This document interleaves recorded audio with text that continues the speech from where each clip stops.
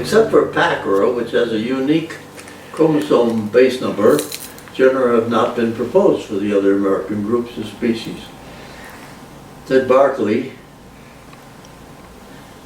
oh, we're talking that it was Ted. Oh, this is not about Billy, this is Ted. A specialist on Senecio, contributed greatly to the publication of North American flora. Ted was on his way to doing an analysis of Senecio comparable to the Eupatoriae treatment of King and Robinson in 1987. Sadly, he lived only long enough to accept the first segregate genus Pachyra in a letter he wrote. Here's the part that I really want to say to you. Note that where I am coming from is the position of a field botanist who works on Senecio sensu lato in North America, where there are lots of species that are imprecisely defined, also from the position of one who has been involved in regional floristics. My background has therefore centered upon problems of circumscribing species with practical applications in mind. There is always some sympathy for the person who wants to put the right name on a plant in hand.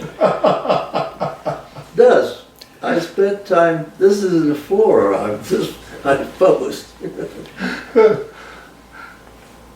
Thus, I spent time reading about species concepts, techniques for circumscribing species and related matters, but did not spend much effort on genera.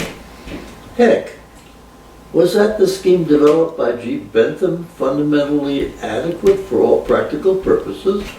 After all, it had more than a passing degree of predictive value some 23 years ago.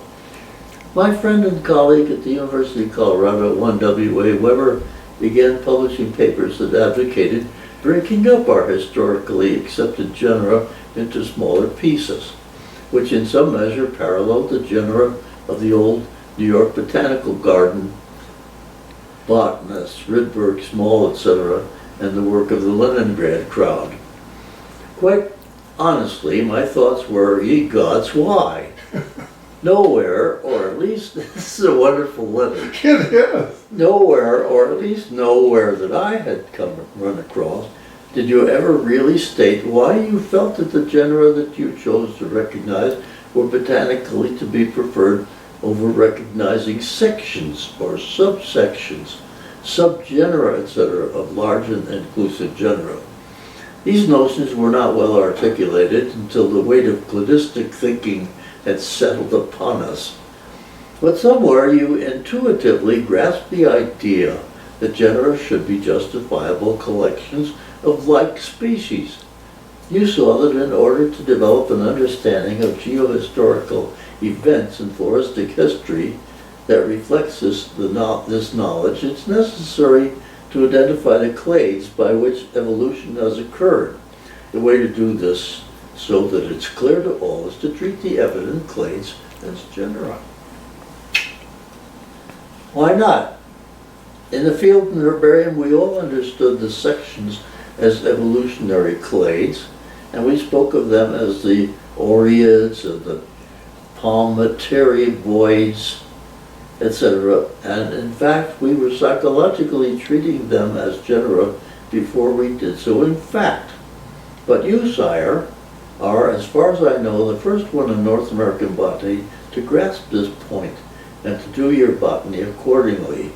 You foresaw the utility of precisely defined genera as important in evolutionary studies, and therefore for the management of the environment, and so on and so on.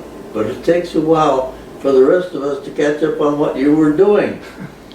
But that's the way that science progresses. What seemed like a throwback to an earlier taxonomy was in fact an important contribution and very much ahead of the time.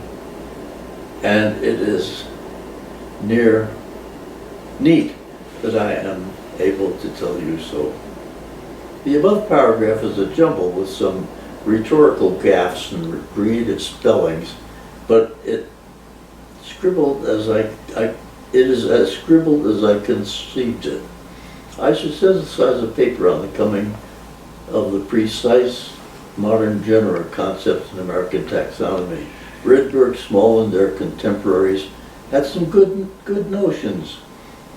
Deus Gratiaf for Rydberg's paper, Scylla and Charybdis, on the topic, published in the Proceedings of the Ethical Congress of the mid-1920s. But their work was more visceral than precise.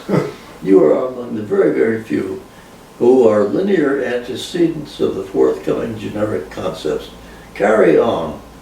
Always yours for boisterous botany, Ted Barkley. Very nice.